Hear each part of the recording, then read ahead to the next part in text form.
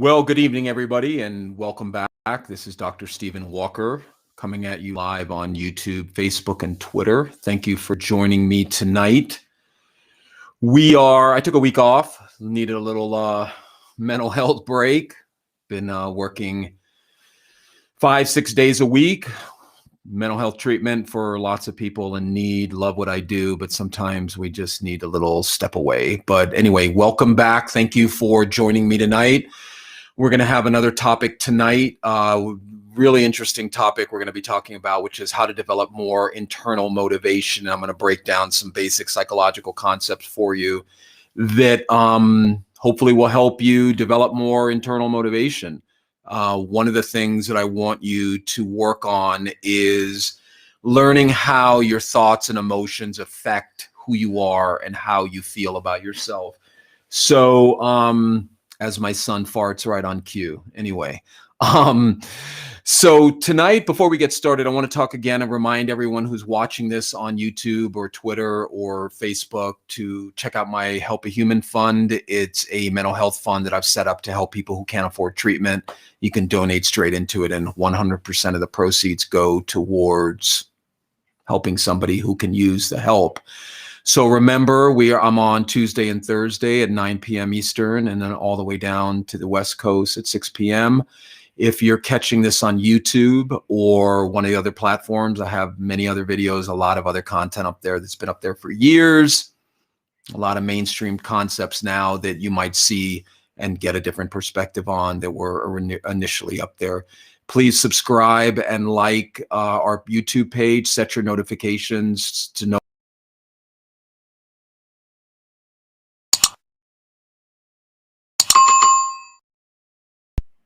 Very important. I know it's an annoying graphic, but hey, hopefully it helps. Hey, Kat, how are you? So one of the things we want to talk about tonight, I want to remind everybody is that, please share this if you're catching it live. Please share this if you're catching it after I upload it. It's very important that we mainstream mental health discussions. We mainstream conversations about mental health. We mainstream topics that we normally don't talk about, because that's the only way we're going to be able to normalize this whole process.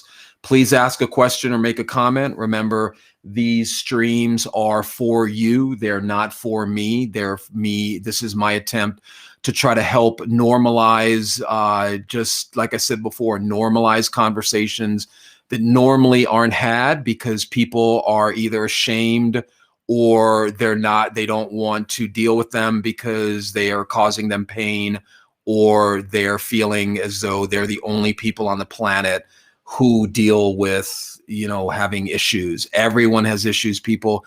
Everyone has a degree of mental health and mental illness, basically. If everyone has a degree of physical illness, then everyone has a degree of mental illness, and we need to talk about it, and we need to normalize the conversation so we can talk about it and heal. Otherwise, none of these things get worked on. So please ask a question or make a comment. I'm going to get into the topic tonight. So how do we develop more internal motivation? So what's internal motivation? So let's talk about it from a psychological level. So when I'm dealing or working with a client and we're dealing with their issues, both of us are, one of the things that we need to distinguish between is what is their internal locus of control versus their external locus of control. So these are two topics that you may not have heard about, but basically the idea is if you have an internal locus of control, that means you're internally motivated. You're motivated from within you. You feel a sense of efficacy, effectiveness, emanating more from within you. External locus of control is obviously the opposite of that. You feel more motivated by other things outside of you, people, jobs, bonuses, things like that. There are people in the field who believe that it is set up, and I wrote this intentionally, as internal locus of control versus external locus of control, as though you should try to have either or. When in reality, you need to try to cultivate a little bit of both. You need to cultivate a little bit of a sense of internal motivation and external motivation. So let's talk a little bit about what external motivation looks like and the negative effects of that and how that can keep you locked into your cycles of whatever it may be. Hey, Kat, how are you? It's Amity. We're all well. We were admitted again. Kat is a longtime viewer to the live stream. She's got dissociative identity disorder, so apparently she has been readmitted, and one of her alters named Amity is out tonight. So Amity, I hope you guys are taking care of Kat. I hope you guys are giving her the support she needs, and the realization that, you know, Kat has had a lot of issues that weren't of her doing. A lot of things have happened to Kat traumatically that have forced her into being in the situation that she's in. Bracy, how are you? Okay, I'm going to get to that. If you could just bear with me a little bit, Bracy, I'll get to all your questions. Please keep posting questions or comments, and we'll get to them in the end. So let's talk a little bit about why having more internal locus of control will serve you more so than having more external locus of control.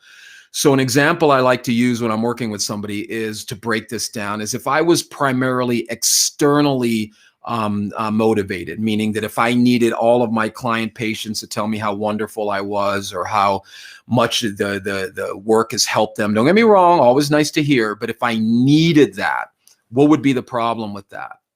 Well, obviously the problem with that would be my clients would have my confidence. My clients would have my ability. No problem, Bracy. My client, please hang on. I want to interact with you on your question. My clients would be able to basically make or break me. So if all of a sudden I had a great day where everyone was like, oh man, Dr. Walker, you're the best on the planet. I love you so much. Then my confidence would be sky high. The minute clients are giving me negative feedback, like, oh, you suck, or you're not good, or whatever, don't use that word, then my confidence goes in the toilet. So that's basically the idea of external locus of control. Your sense of effectiveness, your sense of, like I said before, efficacy is external to you. You need the approval of others. You need people to like you. You need people. Now, again, remember the fact, I know it's all over social media with people, oh, don't care about what people think about you and you don't need anyone to like you. Ridiculous, complete hypocritical ridiculousness. The reason Facebook took off as quickly as it did was because of the like button, was because people had the ability to like things. That is what people on social media are all trying to do, and they're all denying it. They're all like, oh, I don't need anybody to like me. I don't need anyone to like, which is completely ridiculous. The problem is finding a balance between external and internal locus of control.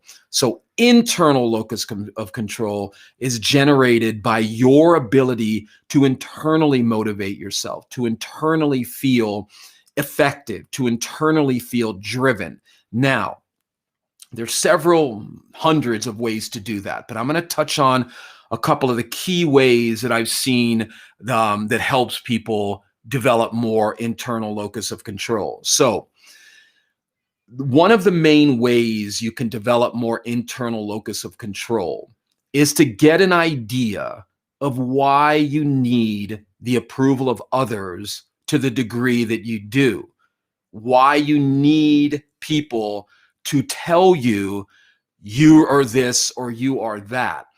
People don't understand that the majority of people who are afraid to fail or are afraid of negative judgment or who are afraid of conflict, these patterns got developed in you at an early age, and they're not going to be broken simply by reading a book, listening to a podcast, or going to a seminar. Those are all good starts because they'll give you an idea of what you need to work on. But one of the key ways that you develop more internal locus of control is rooting out some of the beliefs you have about other people's opinions of you. So let me give you an example of that. So again, let's take what I do for work and for calling, living, whatever you want to call it. If I'm internally, let's say I'm externally locused, again, I need the approval of others. I need other people to tell me how great I am. Then I've got to spend some time figuring out what that is, what the payoff for me internally is. meaning what do I get from that external validation? What is it filling in me that I can't fill in myself? This is a key part of developing more internal locus of control. Can I keep my voice down? I'll try to keep my voice down, okay? Let me whisper so he can hear his iPad. No, I can't keep my voice down, buddy. What I want you guys to think about, my 5-year-old son is sitting right here. What I want you guys to think about is internal locus of control is generated by how you relate to failure, meaning how you relate to judgment. All of these things that are coming at you externally have already been set up in you. Remember, we talked about the ABCs of thinking: activating event, belief, consequence. Needing the approval of others to a high degree will set you up for external locus of control. Now, there are providers out there, some licensed, most not, who will tell you never need anybody's approval. You shouldn't need anything from anybody. Complete ridiculousness. The idea that we should not need approval is contrary to how we developed as a species. Absolutely. Jay from Twitter just posted something. That's a good comment, Jay. I'll get to that in a second. Okay. It's a really good comment. So Jay saying learning to love yourself can be tough to balance while dealing with incoming outside negativity. Absolutely, Jay. Expand on that a little bit, brother, from your perspective. What kind of incoming outside negativity are you dealing with? But yes, absolutely. But the thing that what people don't get is needing people, needing love, needing even approval to a degree is very healthy. You've heard me say, if you listen to some of my older live streams, you'll hear what I said. I've said a certain degree of neediness is very important. Neediness per se is not something to just, I don't need anybody, I don't need nothing. That's not healthy, people. There are many mental illnesses, narcissism for one, that are held together by a lack of empathy. And what is a lack of empathy? I don't care about other people. And what fuels not caring about other people? Pain, number one. But the idea that other people's opinions don't matter. Listen, I got a news flash for everybody watching this live or when after I post it. It's okay to need people. Should I break into Barbra Streisand a little bit? People who need, no, I'm just kidding about that. But a certain degree of needing people, a certain degree of external locus of control is very important. Take it back again to what I do. Let's say I am completely internally locused, meaning that my sense of control and effectiveness as a psychologist is all from me. Okay, now what happens when I get negative feedback? Blech. Clients, what do they know? And you see this. There's certain psychologists out there, I'm not going to name them, but they're out there. They have many more followers, many more viewers, but they'll tell you, you don't need anybody's opinion. You don't need anyone's approval. You shouldn't need. And then you find out that these people out there have drug addiction, have their own unhealed emotional wounds, and they're telling you not to need other people's opinions because they have been so hurt themselves and they haven't dealt with it. Okay? A certain degree of need of external locus of control is important. I liken it to salt in a stew. A certain amount of salt, a certain amount of pepper, a certain amount of this or that makes the stew great. Guess what, though, if you dump too much salt or sugar in it? That's my point. The fact that you need people, that you feel a sense of connection to other people, that you need other people's in your life, there's nothing unhealthy about that. I'm sorry, there's nothing. Why do I say that? Because I've worked with people who, like I've said before, I'm glad are chained to the desk. I've worked with the worst of the worst, mass murderers, rapists, pedophiles, gangbangers who could care less. I had one kid tell me when I was working in Oregon at a facility that I asked him, I was doing a violent offenders group, and I asked him, well, why did you beat up that guy on the max and take his money, or take his money? And he said, he had my money. He had my money. And I said, oh, he owed you money? Or no, he had my money. Meaning that the guy, total stranger, but he looked at him as having his money. Why? Because this kid, as it turns out, as I work with him, savagely beaten, savagely abused. What he witnessed as a little boy was just reprehensible, not excusing his behavior by any stretch of the imagination. My only point is, if you are hurt by other people, if you can be hurt by other people, if you feel a sense of needing connection to other people, there's nothing unhealthy about that. The problem is the degree. If you're way on the other spectrum of internal locus, where you need that approval, you need people to tell you how great you are, or whatever, like you need it, that's when you need to look at what's going on there. And one of the main ways to develop more of an internal locus of control is to be able to get into how these beliefs got formed, how the belief system, one of the cognitive behavioral tools I use is the ABCs of thinking: activating event, belief, consequence. The beliefs, where you learned that you needed that level of approval. Hey, Jack, or Jack is following up saying, incoming negativity from family who have big influence in your life. Absolutely. And we'll target it on that and get to Bracey's question first. Again, remember, everybody, if you're watching this, please share it. Please be proud of the fact that you're on a mental health live stream. Be proud of the fact that you're working on your mental health. I was watching a show or whatever the other night, and the commentator just blurted out, "Oh, well, mental health is now mainstream. People are talking about it." Well, I didn't know that. That's great to hear that people are seeing mental health as an important part of their overall health picture. Okay, so internal locus of control, the main way is generated by getting into the beliefs you have, not only about yourself, but about your own effectiveness. Where did you lose that sense of internal locus? Okay, so that's the main one, and that's one of the main things I work with people on, is getting into their belief system about where they learned to feel so ineffective. Where did they learn to feel so I don't want to say helpless, but so in need of approval from others that they can't make a decision, or they're so afraid to interact with somebody in a negative way because they're worried about being rejected. Okay, so another way to develop internal locus of control, meaning more of an ability to motivate yourself, is one of the basic tools that I work with people on, is your self-talk. What are you saying to yourself?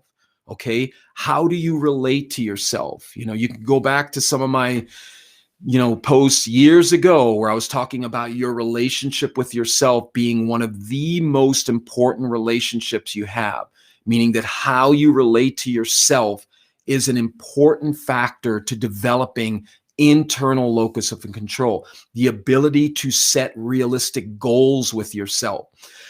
Another part of developing more internal locus of control is how much perfectionism you need in your life. If you need perfection, if you need things to be perfect, if you need everything to be like just, oh my God, everything in my life is perfect and I have no issues, then odds are you're going to be less motivated than somebody who has a realistic idea that imperfection is part of excellence, learning from failure, not being afraid to identify key aspects about who you are that are preventing you from becoming who or what you want to achieve. So again, let's take somebody who has a goal. Let's say you want to, I don't know, get out of a marriage, or you want to start a business, or you want to write a book or whatever.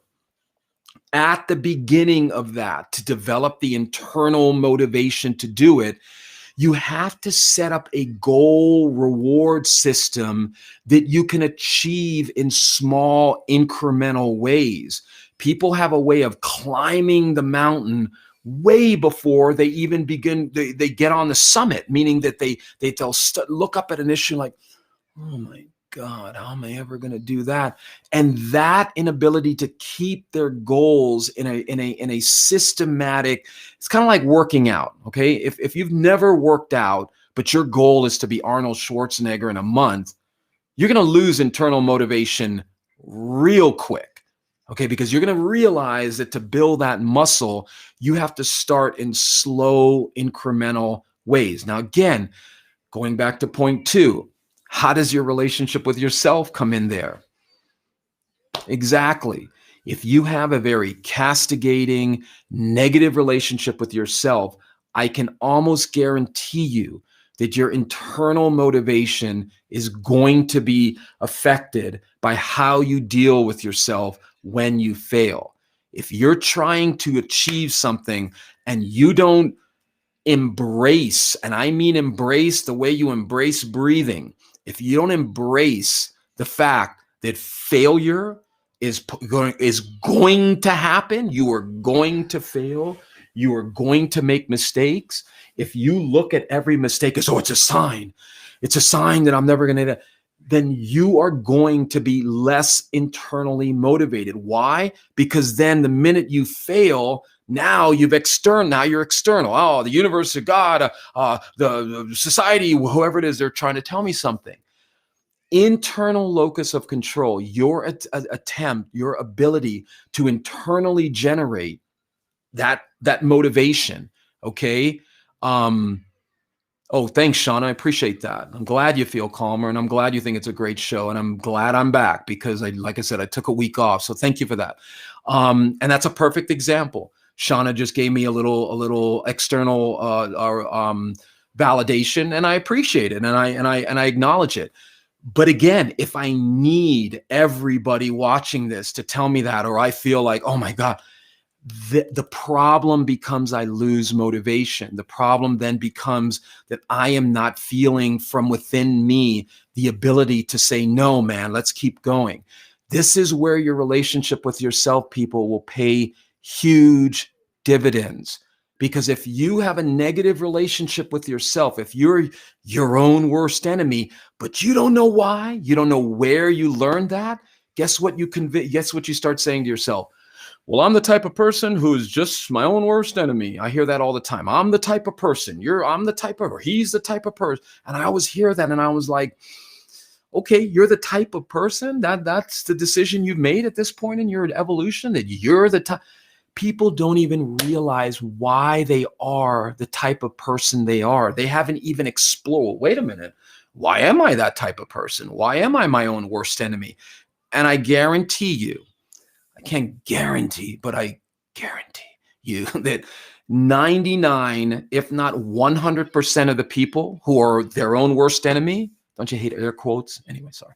But who are your own worst enemy, guarantee you, most of them, if not all of them, had some sort of traumatic event in their past, or series of traumatic events, or traumatic childhood, or parentified, or abused, or put in these roles where they could never win, or they could never be good enough. I hear, never. This is one of the main ways I help people work on developing more internal locus of control, is being aware that reinforcing to yourself that you're the type of person I'm the type of person, without stopping and going, well, wait a minute. Why am I the type of person? I use racism all the time as a good example. Okay. The racist who continues to reinforce to him or herself, I'm the type of person who's a racist. I'm just the type of person. That's just who I am. That's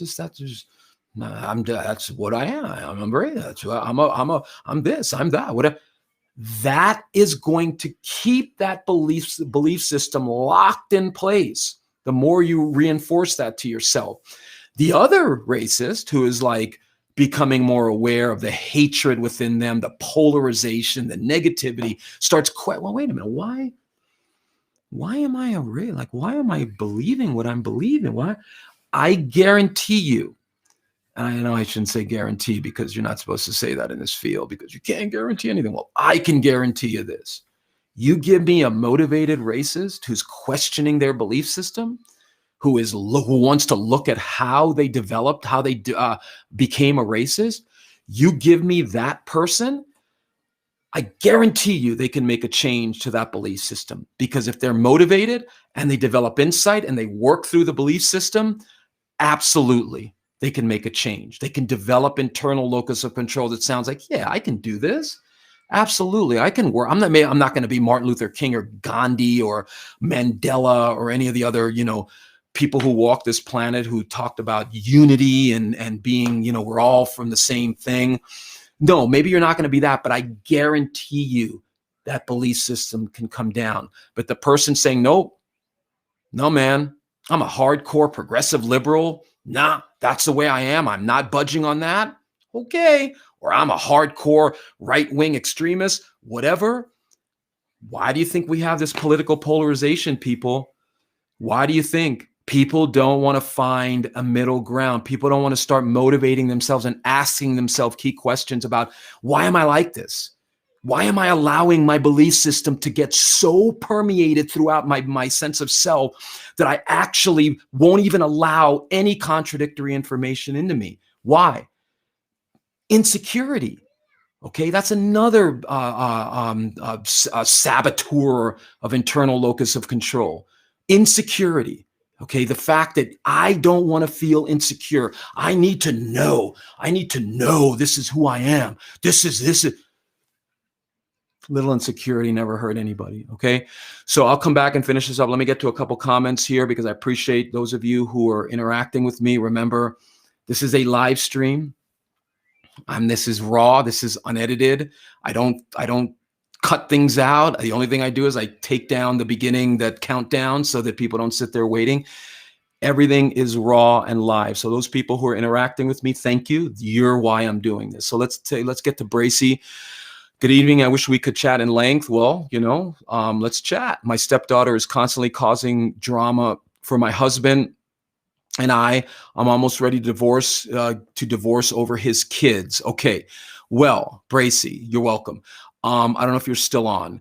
Topic number one is you guys need to get into some family therapy or family work. You need to start getting into, hey, Rasmus, how's it going, man? Good to see you back. Bracy, you need to get into what is going on with your stepkids, meaning that there's something going on. Now, I'm not saying we just let them be rude. I'm not saying we let them cause havoc, but clearly there are some system issues in your marriage with their father that is causing them to either feel, I don't know. Again, I don't know what was going on in your life before. I'm sorry, I don't know what was going on in their life before you came in. Did they see a lot of marital discord? Is there something you're doing that's causing them to feel whatever they're feeling? Maybe they just made the decision that we are never going to accept Bracy. We are never going. Okay, Bracy's saying yes. So I guess they did see a lot of marital discord. Well, that's going to cause them, Bracy, to already be upregulated to conflict and trauma. So what I would ask you this, Bracy, since you're responding here, is there time they can't stand to see me and my kids happy with their father? Okay, well, that's not good, and I'm guessing it's a blended family, so you guys are maybe all living together. But what I would recommend, Bracy, is you've got to spend a little time. I know this is difficult. You've got to spend a little time trying to empathize with what they're feeling. And you may have already done that, and you may already be at the end of your rope. So I don't know. I'm just doing this on the fly to kind of get a sort of triage as to what is going on in the family. I don't know if you guys all have, I'm a huge proponent of family meetings, having one night a week, at least one night a week, where no phones, no TV, no distractions. Everyone sits down and talks with some basic ground rules of we're going to be respectful and we're going to listen to each other and we're going to try to work this out. again, Bracy, some kids go into these relationships and you're the step monster, you're not the stepmother, and they have already decided that there's nothing you can do that is going to be they're ever going to accept you at. If your family is at that point, I would definitely sit down with hubby, your husband, and say, look, what is the plan here? What are we doing? And have each other's back. I don't know if they split you guys, meaning if they're doing things that cause, to pitch you and your husband against each other. I don't know how much you and your husband talk about the problem. But again, if you see where I'm going with all this, Bracy, communication is the key. Being able to communicate with each other is going to help you guys be able to, at least you and your new husband, say, no, absolutely not. You guys aren't going to make us get a divorce. You're not going to get us to fight. You're not going to be able. Hey, Brian, how are you? Hey, how's it going? Kevin, good to see you, Kevin. Yes, family meeting, great idea. Being able to sit down as a family and talk about what is on everyone's mind is a key point. And granted, if you haven't done it, get ready for some, I would say the SH word, but my 5-year-old sitting right here, get ready for some pus to come out of the wound. There's a period of what I call debrading, or is it debrading? I don't know, where you're squeezing the infection out of the wound so that the wound can heal. Let me see. His middle daughter moved in with us. How old is she? Her and my son began sleeping with each other. For 2 years, they did this. They got caught and she claimed he raped her. Oh, okay. So these are some significant issues. Those meetings don't work. Husband is not consistent. Oh, okay. All right. Good feedback. Last summer, she came back. Same thing. They slept together. She claims 2 others raped her, yet she is excited to see said boys. We do not communicate, period. We've been married 5 years together. 5 years together, 7. Well, Bracy, my sister, she lies about how I treat her and things I say when her dad is not around. Okay. Well, Bracy, what I could tell you is this, and you may not want to hear this, but I'm going to tell it to you anyhow. You and your husband need to do some couples work, because what I'm sensing is that she was 14, my son was 16. Okay. Well, I hope there are no charges. I hope she's not taking it to the point of saying that, your son forced himself, because these are very thorny issues, sister. And people, you guys need, if the family is going to survive this, you guys need to start processing this. I don't know if you guys have done any family therapy, or if there's a family therapist in your area, or you can get somebody on video, but we need to start working on these issues. We need to find out what's going on with the daughter. But yeah, you and your husband need to get into some work and sit down and talk about, yo, bro, dude, why are you not consistent? Like, what's going on there? Doesn't it matter to you? I don't know, again, what underlying marital issues you and your husband are having, but those need to be addressed. Take care, Kev. Good seeing you, man. Thanks for logging on. But those issues need to be addressed, because she's obviously sensing some weakness in your bond or something, and she may be trying to exploit that. I don't know. I'm just throwing this out. My pastor's willing, husband isn't. No, she couldn't anyway because she kept sleeping with him for 2 years. Okay, great. So there's not going to be any legal things.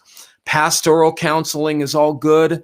But no offense to a lot of the pastoral pastors out there, not putting them down, not saying they're doing bad work, but a lot of them don't have a lot of mental health experience, don't have a lot of work with it, and they're going to come at the work from through the religious lenses. Not saying that's bad, not saying religion is bad, but if that's what you're looking for, you're going to get a certain type of counseling with that. But okay, Bracy, well, then this is what I would recommend, that you need to sit down with your husband and find out, dude, why don't you want to do counseling? I mean, what is going on? I mean, what we're sinking here, or I'm sinking. What's going on? And Bracy, if he's, adamantly, nope, that's it, sorry, not going to do it, then Bracy, maybe you need to do your own individual work. Maybe there's some issues within you going on that are keeping you in this situation, or maybe you have fear of loss, or you have some other issues that are affecting you too, that you need to do some work. But my sense is, sister, that you're holding a lot of negativity. You're holding a lot of things inside of you that need, yeah. This is not over yet. Okay, it's okay. Keep watching it. You need to work on some of this stuff in a setting with somebody who can help you get into some of this. Okay. All right. So I hope that helped. I know it's a very superficial way of throwing things out there, but there's some issues in the family that are not getting addressed. And again, Bracy, I've been doing this over 20 years now, coming up on 25. Hey, Sam, how are you? Good to see you back. I would say to you, Bracy, there's the first thing I would ask you, sister, is how do you feel about your husband just shutting you down with the couples work or the family work? That's not a good feeling. That's basically not meeting your needs, not meeting your emotional needs, which is going to cause you to feel resentment and anger towards him. If I work on me and he doesn't work on himself, how's that going to work? Well, you'd be surprised, sister. You'd be surprised because, let's look at it from the other side. You don't work on you. Your husband's not working on himself. You guys aren't working on your marriage. No one's working on the family stuff. How's that going to work? Now I'm not laughing at you. I'm just saying, but you see what I'm saying when I lay it out like that? He never validates my feelings on what happened. Well, gee, I bet that feels good. I bet that helps you trust him, huh? My kids have to go through forensic interviews and all. Wow. Well, yeah, sister, when you come at me with all this info, Bracy, it's kind of like if I'm a cardiologist, you're giving me, if I'm a cardiologist and you just laid out all the things that are affecting the health of your heart, you know what I'm going to say as a cardiologist, right? I'm going to be like, sister, you got to get off the salt, the fried food. You got to exercise. Too much stress in your life. You got to get physical. We got to do blood work. I'm a psychologist, sister, and you're telling me there's a lot of negativity in this system, and that system needs to be worked out, because who knows what your sons are going through? Has anyone checked in with your sons, how they feel? Imagine what they're learning about relationships, what they're learning about women, their women's ability to trust women. You guys, there's some negativity that needs to be processed. Okay, so my advice: you guys got to start talking about this. And if your husband is staunchly refusing, you might want to get an if-then statement from him. If-then basically means, so what I hear you saying is that if you're not willing to go through treatment, then whatever happens in our relationship, what do we do with that? Where do we go with that? But yes, sister, you should start working on yourself. I honestly, okay? So let me get to Jack's points. Learning to love yourself can be tough to balance while dealing with incoming and outside negativity. Again, guys, if you're watching this live, please share this. If you're catching this after it's uploaded, this is a mental health live stream, okay? Remember, this is a live stream where we talk about how we're talking tonight about our internal motivation, but the basic idea is this is a live stream about the psychology of change, personal development, and self-improvement. Okay, we're talking about how we make changes, how we self-improve, how we become more actualized. This is what this is about. So please ask your questions either now or after it's uploaded, if you have any. So Jack, I don't know if you're still on, brother. Great, you're welcome, Bracy. But remember, Bracy, before I terminate here, don't fall into hopelessville. Okay, hopelessville is that place we live in our head where we believe nothing good will ever come, nothing good will ever change, things will never work out. When we get into hopelessville, sister, it's a slow descent into depression, because then we start believing nothing's going to work. Okay, nothing's ever going to work. Okay, and that's not a good place to be. Any cardiologist will tell you, you come to them with a disease, heart disease, There are things you can do to improve the health of your heart. Okay. Psychologist, I'm a firm believer. People are willing to work on their issues. Like I talked about the racist who doesn't want to be a racist anymore and is willing to question that belief system. You can absolutely make some changes. Okay. So Jack, don't know if you're on anymore. Incoming negativity from family who have a big influence in your life. Yes, learning to love yourself can be tough to balance while dealing with incoming and outside negativity. Well, Jack, again, I don't know if you're still on, but what I would say to that is, are you talking to that family? Are you talking to your family and telling them how, oh, cool, man, are you still here? You're welcome, man. Please share this. Please log every Tuesday and Thursday, 9 p.m. Eastern and down the road. So let me ask you a few questions, Jack. When you say that you're dealing with negativity from your family, are they aware of how they're affecting you? Are they aware that the incoming negativity from your family and how it influences your life?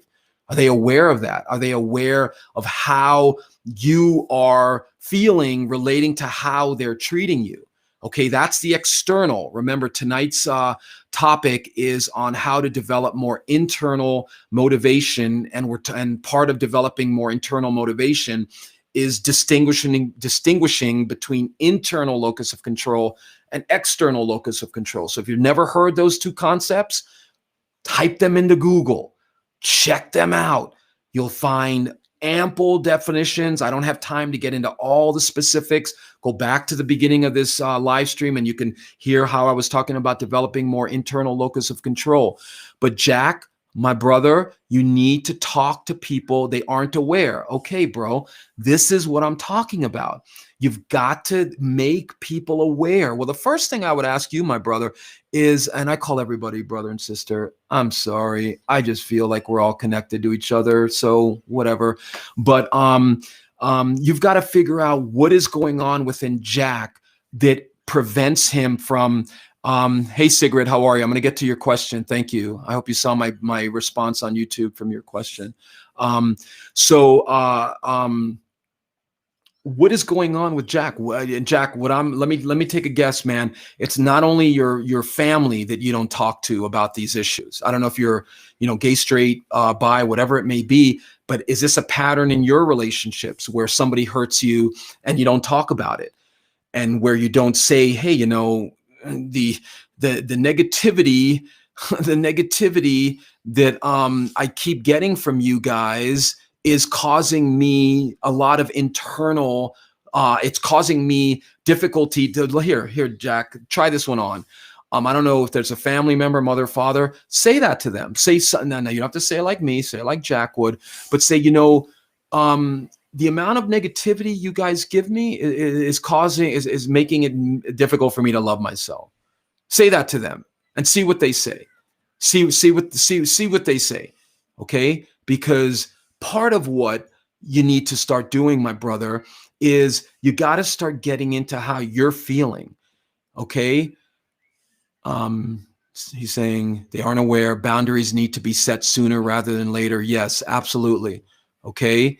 So yes, Jack, you've got to start questioning why you are hesitant. What is going on within you? What is that internal blockage that is causing you to not talk about how you're thinking and feeling? I don't know. I'll throw out a couple ideas. Maybe it was never part of your family. I don't know anything about your family dynamics, so it could be a whole range of things. Let me hit on a couple of the main ones. Maybe you had a really emotionally unavailable father. You didn't learn, but no one learned how to talk about how they're feeling. Maybe you had a smothering mother who smothered you with so much love and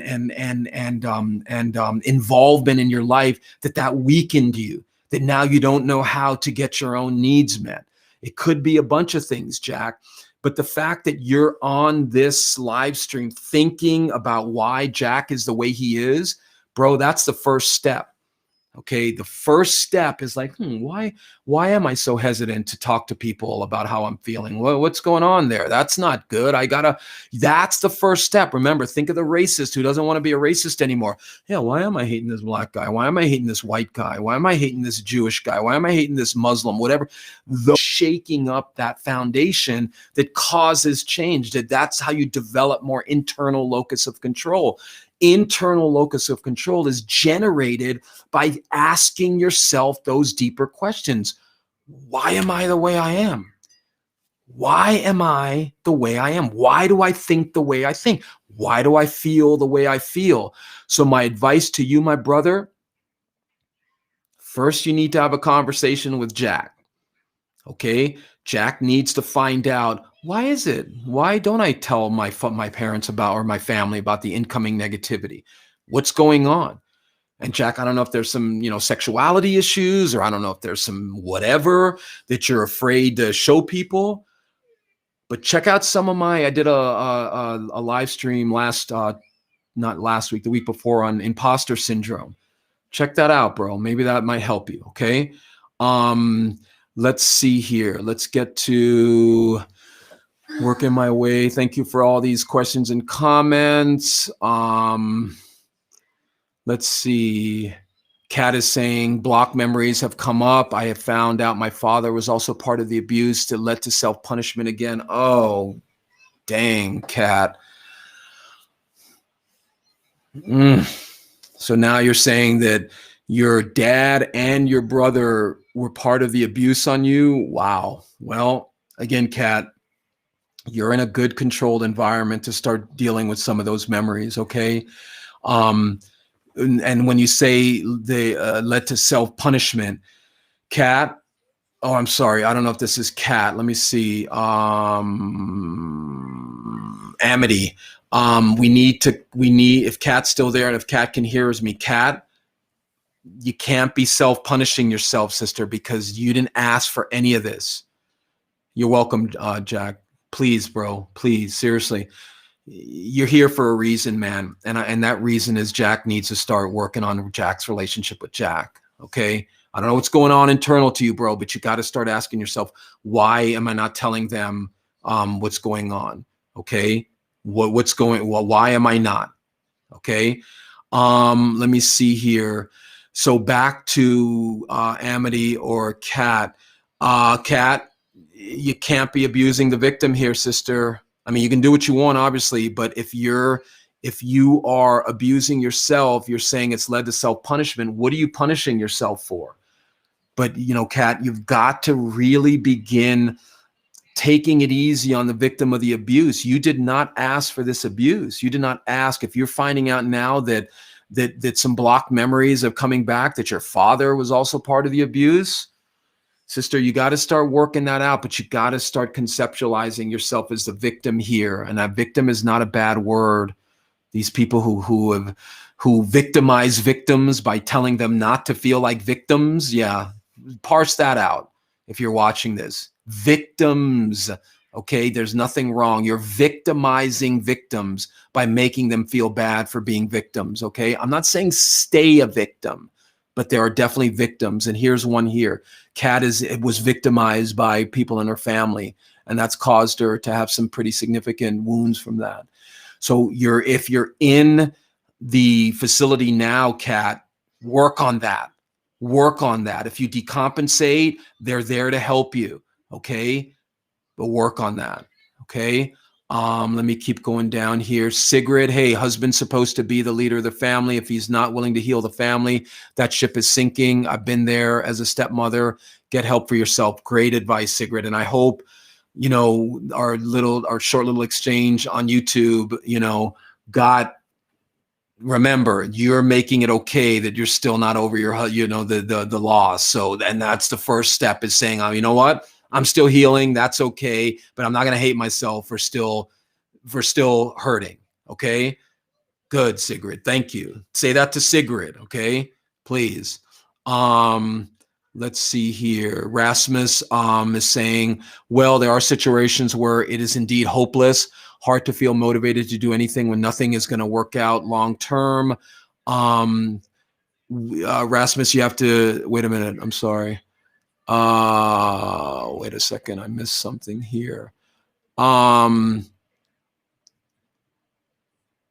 Okay, so Rasmus is saying, and Rasmus was on a show previously, and Rasmus and I attempted to have some conversations. We had some difference of opinions on, my style, and we had a time difference issue where it was difficult to coordinate. So things didn't materialize. But Rasmus, when you say, well, there are situations where it is indeed hopeless. Yes, there are situations that they're indeed hopeless. Hard to feel motivated to do anything when nothing is going to work out. That's the piece. That's the piece that I encourage everyone who is feeling hopeless to begin question. When you start telling yourself nothing is going to work out long term, you are doing what I call a psychic fallacy. What's a psychic fallacy? Is you're convincing yourself that you are psychic, that you know things are never going to work out. And that is one of the main feeders of depression, is people who fall into the hopeless hole of believing they know the future will fall deeper and deeper into that because they are convincing themselves that they know the future. They are convincing themselves that they know nothing is ever going to work out long term. Now, where Rasmus and I sort of, kind of didn't agree was, I guess, my attempt to hold that belief up to question, because Rasmus is in a difficult situation. He lives in a foreign country. He doesn't have a lot of family connections. I think there's some financial issues too there. He's trying to get, he had to leave his, and this is all, I'm not violating confidentiality. We talked openly on a live stream about some of this, but that there's some issues going on with Rasmus that is making in his environment that are not good. I'm not negating that. And I brought up, and in one of our chats, I brought up the Viktor Frankl's work on meaning, that he wrote that in a concentration camp. Rasmus didn't like that. So, when you're doing this work with people, goodness of fit, meaning how well you fit together, is a key part of change. Okay. There were some other personality issues that, made it a little difficult for me to communicate about some of this, but I feel you, Rasmus. I do, brother. And I think about you a lot. And there've been times I've been wanting to reach out to you, but some of the feedback you were giving me was very negative, and, I feel you, man. But all I'm going to say to you, my brother, is this, okay? You do not know the future, my brother. You do not know that things are not going to work out long term. I get that we believe that because, as you know, I've been doing this almost 25 years now. I know how belief systems can collapse into people because there's so much negativity in the present, or things aren't the way they want them to be in the present, that they believe it's always going to be like this. It's never going to get any better. I'm never going to get any better. Sigrid is saying, Rasmus, nothing is hopeless. There's always hope, but we have to try to influence a positive outcome. Absolutely, Sigrid. The problem, again, that I think Rasmus has is that his situation has been negative for a very long time. I mean, going back into childhood, going way back. So, and there's some nationalization issues, meaning that he's lost connection with his home country. So he's got a lot on his plate. Rasmus, I don't know if you're still on, brother, but I empathize with you. I feel for you, my brother. I know, from your perspective, it's easy for me to quote this or to throw out this writer or whatever, but I wasn't saying go read them and leave me alone. I was trying to give you examples of people who have been in extremely negative situations. And if not, you guys have never heard of Viktor Frankl, check out Viktor Frankl's work, Man's Search for Meaning, influenced and written while he was in a concentration camp. Okay. All I'm saying is we need to take advice, not from me, but from people who have felt a level of hopelessness that they know is very real to them. Okay. So, my brother, if you want to try to reconnect, my brother, I'm open. But, bro, you got to interact with me on a different level, because the feedback you were giving me from some of your, your comments and some of your emails was just, okay. And I know that that's coming from within you. And we had other issues too with, the time change. So anyway, all right, guys, I got to log off here. I'm on every Tuesday and Thursday. I'm going to try to get on Thursday.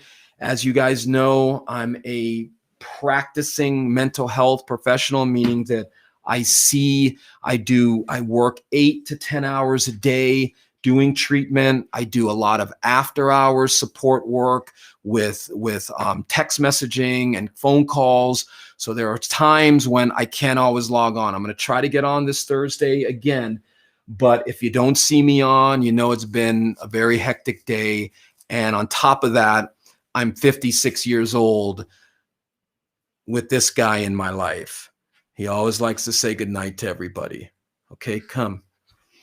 So again, you want to say anything to everybody? Good night. Good night. Okay, what did we talk about tonight about being mean to people? What did we talk about?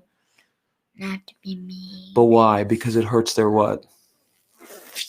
Yeah, it's feelings, and we don't want to hurt people's feelings, okay? Yeah.